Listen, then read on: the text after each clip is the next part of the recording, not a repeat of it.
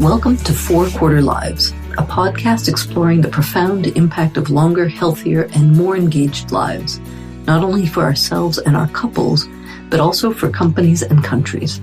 I'm Aviva Wittenberg-Cox, and on this week's Four Quarter Lives, I talk with Theo Kocken, the director of a new movie called Your 100-Year Life. Movie making is a recent addition to Theo Kocken's long and varied career. After a career in banking and risk management, he founded a pension investment and risk management firm called Cardano and also chairs the Cardano Development Foundation, active in Africa. He's also a professor of risk management at VU University Amsterdam, and he got into filmmaking after a chance meeting with none other than Monty Python's Terry Jones. Together, they did an earlier film, Boom Bust Boom, trying to explain financial crises to the layperson. Now, he's trying to do the same for longevity. Welcome, Theo. Thank you. Thank you for having me in your show. It's my great pleasure. And I want to start just by learning a little bit more about you. You are prolific in many areas. When, why, and how did you get interested in making movies about longevity? Well, the first important issue is of something that happened in my life is that I started to make movies, because it's not something that you as an entrepreneur and as a professor that you usually do. As a professor, I was writing a lot, articles and columns and books. And as an entrepreneur, I was also writing a lot. But at some point in time, I thought we need to do something with animations or something, or, more visual educational material. In tune with the times, kind of video based. Absolutely. And at the same time, I ran into a guy, Robert Buckman, an oncologist in Canada, who was also British.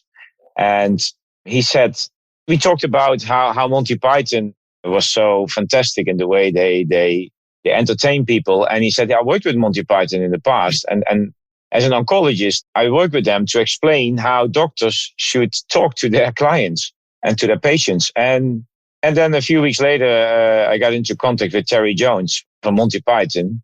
And he was really intrigued at some point about how I talked about economics, and that economics was a social science. But when we go to the university, and the way that my colleagues are teaching, many colleagues are teaching economics as if it's physics, as if it's something that follows certain laws and that's always in equilibrium and all kind of what I call nonsense.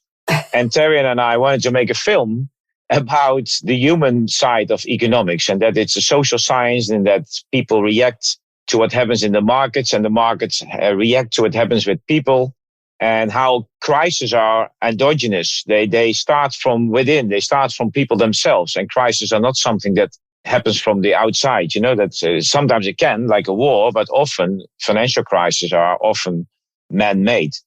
So we made a film, Boom Bust Boom, together, and with a lot of puppets and animations. And that was really the beginning of what I call my very small documentary career. So I love it. You got Monty Python to help you explain the comedic or tragic influence of our emotions on financial crises. And that got you settled on what in the world are we thinking about our own aging? Well, at the same time, I was involved for 20 years in pension funds, and aging is also a social something, not only financial, but it has a human side.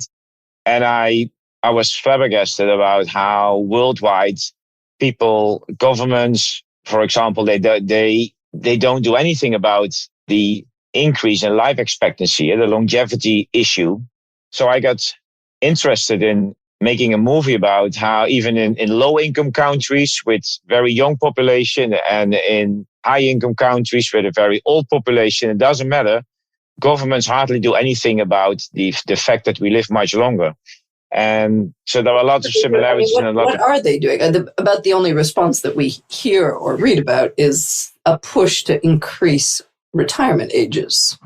But you're saying they're doing nothing. Well, that increase in retirement age should have started 20, 30 years ago, maybe 40 years ago. And they're only doing it now. Now it's much too late. And the forces are so big that it's unaffordable. We cannot pay for people working for 35 years and being retired for 30 years. That's not possible. And so now it's really, let's say, at the bursting, the whole thing is totally Exploding in our unacceptable. faces, yeah. Exactly, exploding. And now we do something, and you see what happens because this whole aging thing is a phenomenon. I like to compare to our biological system and how we survived ecologically over the last few million years. That when we can eat, we eat as much as we can, because usually, let's say not 200-300 years ago and all the hundred thousands of years before, we didn't have enough food. So eat as much as you can. But now we have abundance of food. We shouldn't eat as much as we can. So we get this whole obesity problem in the world. And everyone in 60% in some countries are obese, and young children even more. It's terrible. And the same is with retirement. If you ask people, do you want to stop working? They say, yes, please let me stop working.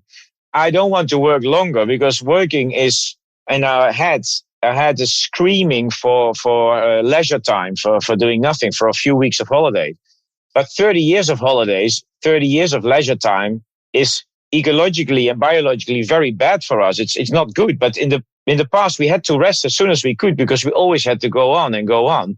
But now we have enough leisure.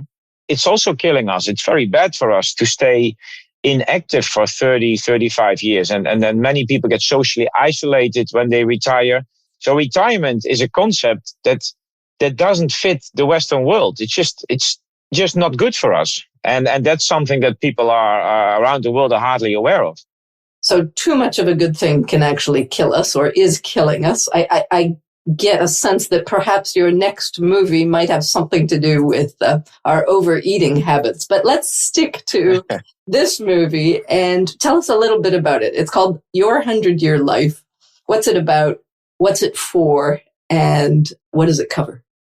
So, because around the world we live longer, and that goes for, of course, everyone knows Japan. People think in Japan people get extremely old. And when they go to Africa, they see a lot of young people and they think, oh, these young people, this is a young society. There is no longevity problem here. But even in Africa, in the last 20, 25 years, people got 10 years older, because longevity is tremendously accelerating because of better healthcare and all kind of patents that are now expired. So healthcare is much cheaper. So things are really going well, but that means that people live a lot longer. And the pension systems around the world are in general very bad. So they are not prepared and not adequate for living till you're 90 or 100 years old. And we do get, at some point, more and more people get over 100 years. So that's why I call it Your 100-Year Life. Is sometimes to say people that are born now today, they will live 100 years on average. We never know if that will happen, but it looks like it. And that means that you have to do something in your elderly life. You have to prepare financially, and you have to prepare as a society, as human beings, to work longer, to stay active together, to stay social. And that's all going in the wrong direction. We don't save enough. So there is a lot of poverty in old age, and it's increasing worldwide. And on the other hand, we don't prepare well for staying active when we're old. So social isolation is getting bigger and bigger. Also in low-income countries in Asia and Africa and South America, because of urbanization. And urbanization is happening everywhere in the world, especially in low-income countries, that in the past 1 in 3 people would live in a city, but now it's 2 in 3 people live in a city in 2050 or something. So all these things, the not planning well financially and the not planning actively preparing for a good old age, let's say not retirement, but actively old age life is inadequate around the world. And you do a brilliant job of really depicting it's an unusually global perspective of this challenge of aging. You really have looked at countries around the globe. And the first part of the movie is kind of doing what you just did, which is, oh my God, we've got this huge problem. And the second part of the movie is a little bit more optimistic, pointing to some of the solutions.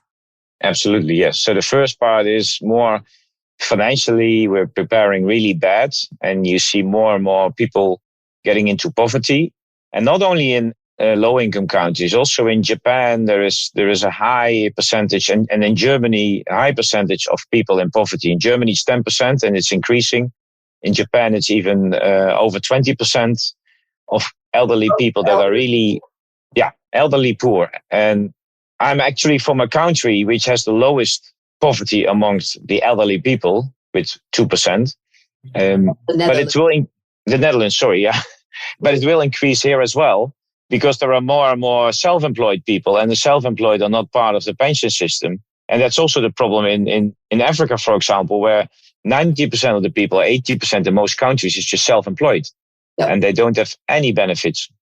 And so I think a lot of people don't quite understand the difference and similarities between high-income countries and then lower and middle-income countries, where one of the similarities is we're all aging, but lower and middle-income countries are aging a lot faster. We had decades to age. They're doing it at an accelerated rate, which makes their systems harder to adjust quickly. You've already said we haven't adjusted very agilely.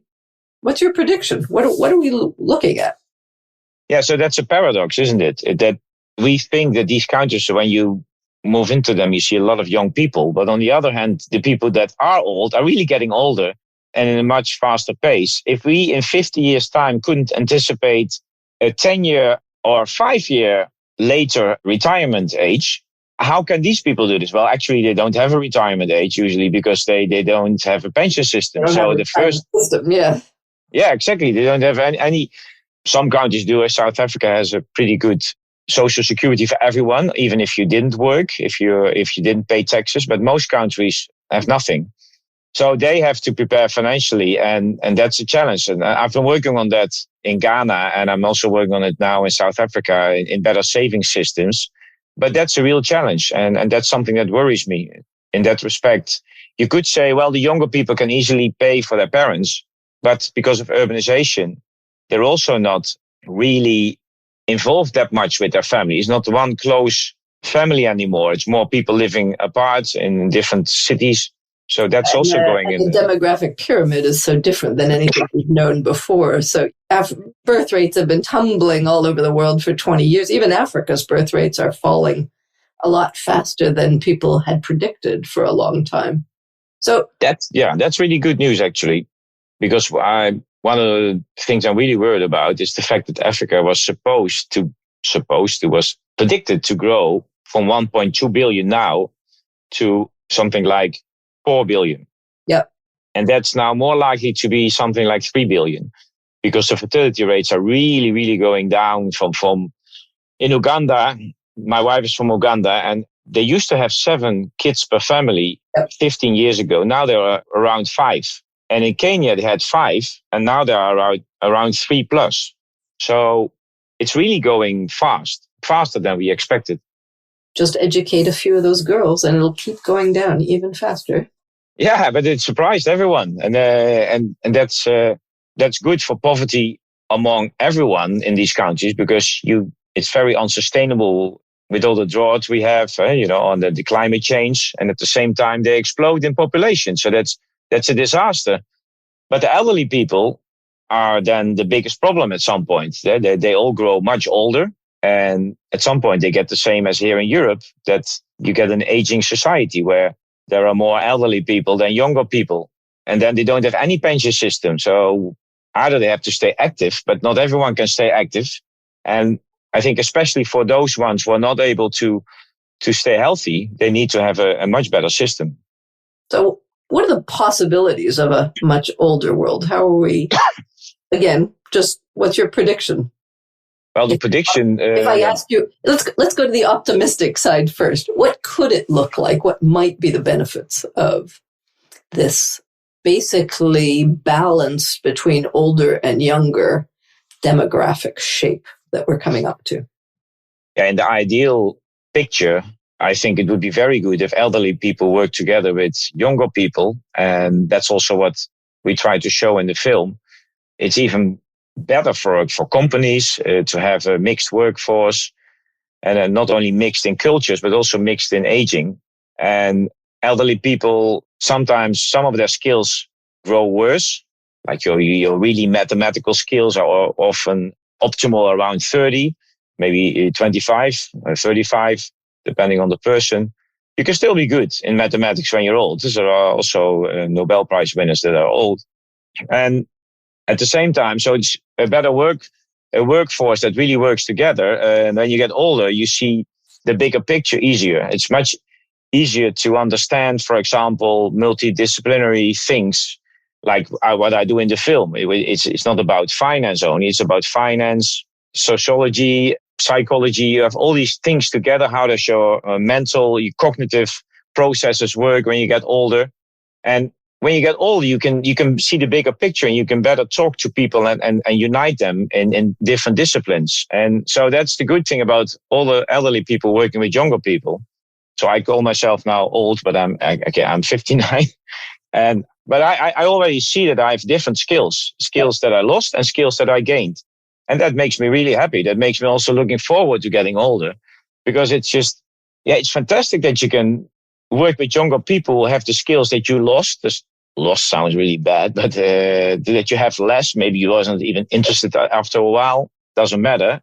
But it's nice to work with young. I love to work with young people, and so in that respect, I think the ideal world keeps elderly people active and involved in the process, but not so intense as when I was 30 years. I would work at least 12 hours a day. I love to work.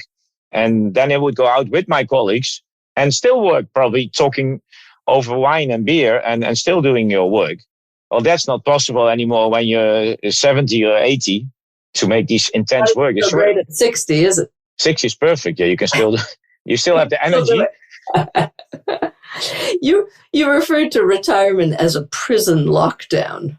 What do you mean? And what are you planning for your own 60s as you come up upon them? Yeah, I think what we do with retirement is sending people home. Many countries, including mine, the Netherlands, employers can just fire you. They can never fire you. You have to have 20,000 reasons before you can fire someone, except age. And that's really weird. And then they dump you. And well, we just had this Corona lockdown, of course, in the back of our head. Everybody remembers it. Think about a few weeks of lockdown, and now think about 35 years of lockdown. That's really terrible. It's even worse than the prison. Usually in a prison, you get out unless you have life sentence. But with a retirement, many people get isolated and get out of the normal social context of working together, having a little bit of tension by talking to people, finding challenges in your work, challenges in convincing people. That all those things are very good for your self-esteem and very good for your brains. And what happens? You get excluded. Well, to me, that doesn't make any sense. So there's obviously a push now pretty well everywhere to have people work longer. Governments are doing this. Individuals are getting more interested in it for themselves.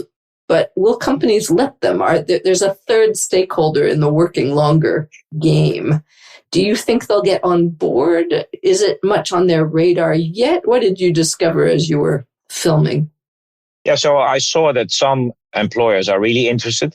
And actually, I read a research recently that the UK employers are best known for being really interested in elderly people. And that's also in my film, that some banks were hiring elderly people. You see in the United States, people hiring elderly people.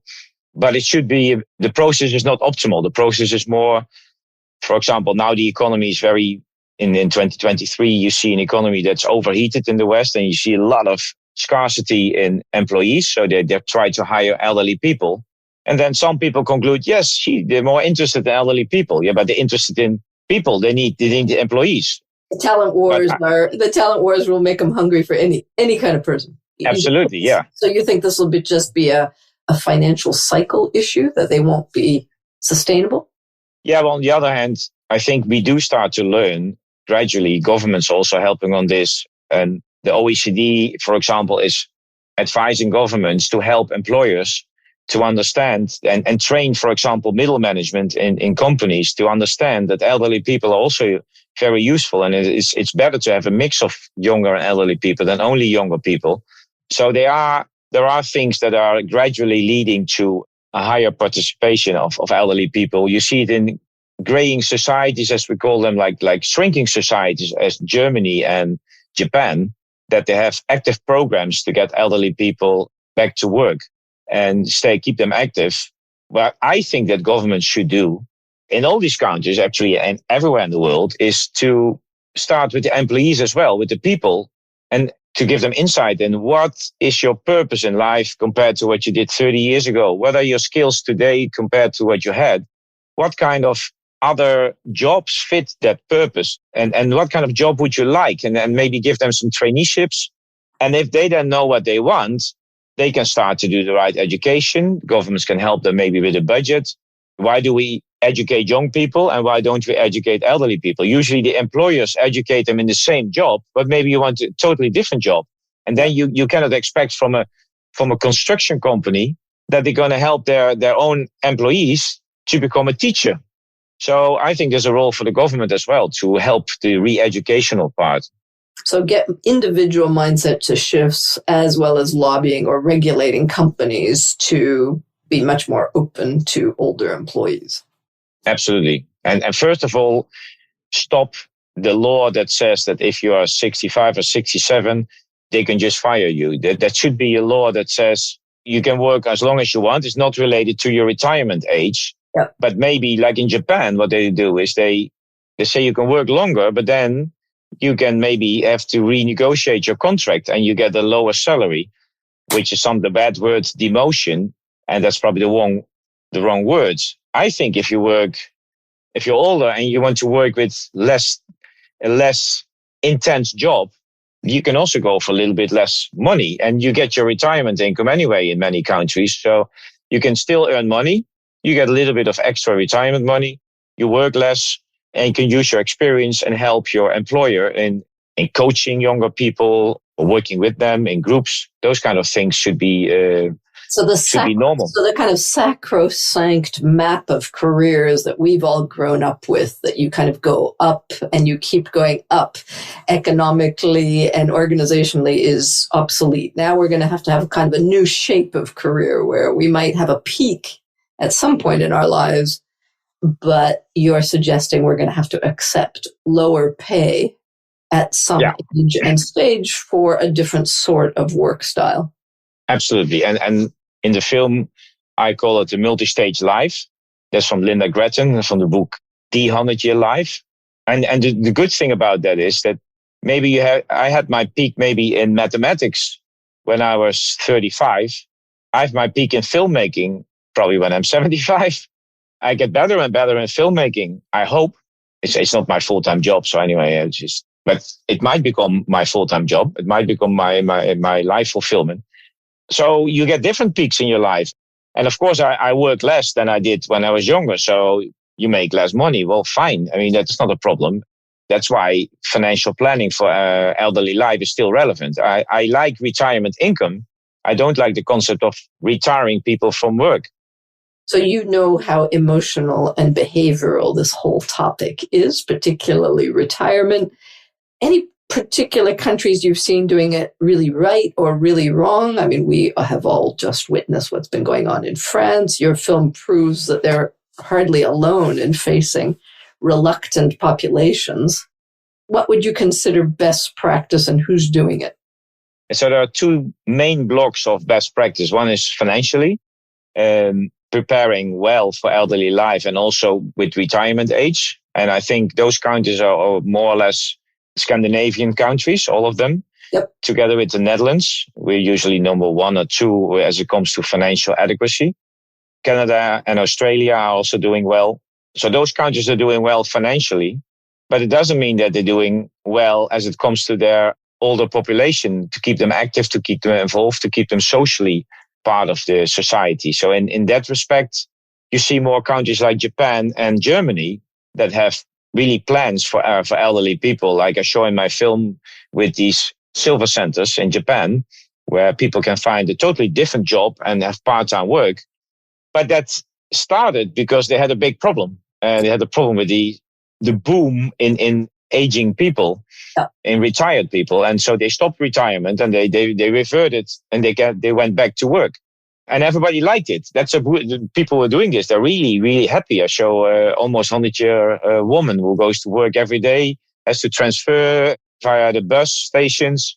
and she likes it. And she looks like, in her brain, she looks 40 years younger if you look at her. So in that respect, the countries that are doing well for a human being sociologically are not necessarily the countries that have a very good pension system, because Germany and Japan are not doing well with their pension systems. Okay, so these are separate issues that have connections, but they're not being managed right now. So you're talking a little bit from shifting the whole design from sort of aging society concepts to much more longevity readiness, which is still kind of a new phenomenon that isn't being widely embraced quite yet. So your film does a fantastic job of scoping all this out in a really educational but humorous and very human way. How and where can people see your movie? And how can they connect with people to have it shown if they want in their companies or countries? So if everyone wants to see the film or wants to screen it with a group of people, they can have access to the film, and I can give them the link to the film and a password. Yep. So, and that'll be on your website, how they can get the link. Yep, So we'll put it in the show. That's one. Yep. You might wonder, why don't I I can put it on YouTube or anything, but we're still doing broadcasting in many different countries, in the US and in the UK and in many different countries. And we're having a kind of salespeople trying to promote the film also to streaming services like Netflix. It's not for the money, because I can give the film away for free to everyone who wants it. But it's to get, if you're on the streaming services or if you do broadcasting, you reach a huge amount of people. If I put it online, they will never broadcast it anymore. So that's why I have to keep it a little bit behind the password. And in a few years' time, it will be available to everyone. But everyone who wants to actively seek access can get it. Fantastic. Okay, so listeners, this is a great film. I highly recommend it. It is kind of longevity 101 for the masses, but also for people in all different countries around the world, which will really, I think, accelerate our general awakening to the topic. Theo, what did you learn making this film? What I learned the most is how important it is to stay active, and how these very old people are active. It doesn't need to be a job, but needs to be in a social group, doing things together. Maybe people in farmlands where elderly people help the family in working on the farm a few hours a day. These people are extremely healthy, mentally healthy, socially involved. So I knew everything, I think, about finance, but I learned a lot about the human side of staying active at what you call Q3, Q4. And that's fantastic. I totally agree with what you try to achieve. So we're on the same page, of course. But that's what I learned. Parallel pushes. Any advice for our listeners who aren't likely to be on a farm with their families, staying in community, but are much more likely to be global urbanites in knowledge work? What should they each be thinking and doing about our own future selves? What are you thinking about your own future self, Theo? So I'm thinking a lot, and that's what I would advise as well to people. What's changed in me over my lifetime? Where am I good at? What are the things I like now? What makes me feel good? You have to even write it down sometimes. Oh, I like this. I like this. I liked it when I was helping someone with, for example, with explaining something, and then I felt good. Then you write it down. Maybe you should become a teacher. Maybe you should become a coach. Or I like to be an entrepreneur because I did something and I set something up with a friend, and I wanted to do it myself. So there are lots of things that you can do when you grow older, but you have to find a way to disclose it from yourself. And probably a coach can help, or a friend. You can go to a friend. You can go to a work coach, but then elderly life work coaches. You're suggesting self-knowledge is key in terms of transitioning from one form of work or one phase of life to the next. Yeah, self-knowledge, and also then what could fit to that. Now you know what you want, what fits with that. The funny thing is, in Holland, in the Netherlands, we have a thing called the IMC Weekend School, and that's where you send younger people from, let's say, low-income areas in the Netherlands. You send them to a school where they teach them not the normal things like mathematics or language, but what kind of occupations are there? And you can become a judge, and then they do a few weeks of playing a judge, and you can become a surgeon, and you go to the hospital and they work with the surgeon. And all these kids do much better. They're following them now for 20, 25 years. And after school, they do much better than the average in their region. Why? Because they are inspired. Wow, I can do this. This fits me. And I think that we should do the same for elderly people. See what fits you. What do you want? What are your skills and your purpose? And what would fit you? And that's a challenge, but that's something where the government can work, I think. But you can do it. You can also do it yourself. Of course, you can, or ask a coach or someone in your environment to help you. Theo, I think that sounds like a good idea. And I think maybe we should start another entrepreneurial journey on how do we get people ready to reimagine their possible future selves. Absolutely. Yeah. It's the imagination of what you could be. And we as people, we have a lot of imagination, but apparently when we're working, we're paralyzed with fear, like, oh, but I do this, I cannot do anything else. This is what I don't want to lose my job. Oh, I have to retire, then life will be fantastic. No, you have to reimagine a life where you're active, but not suffering. Your work shouldn't be suffering. And that imagination is very important. Okay, Theo. A school in creativity and imagination for the older. Absolutely. So out from this, and I think your film is a really good kind of step in exactly that. It's a school in imagination. So thank you very much for making it and for sharing it so openly. Let's get people to dream in their third and fourth quarters. Absolutely, and you're welcome. I really appreciate it. À la prochaine. À la prochaine. Bye bye. Bye bye. For more thinking about the impact of our four-quarter lives, you can read my column at Forbes and subscribe to my Elderberries newsletter on Substack. Let's design lives that aren't just longer, but better.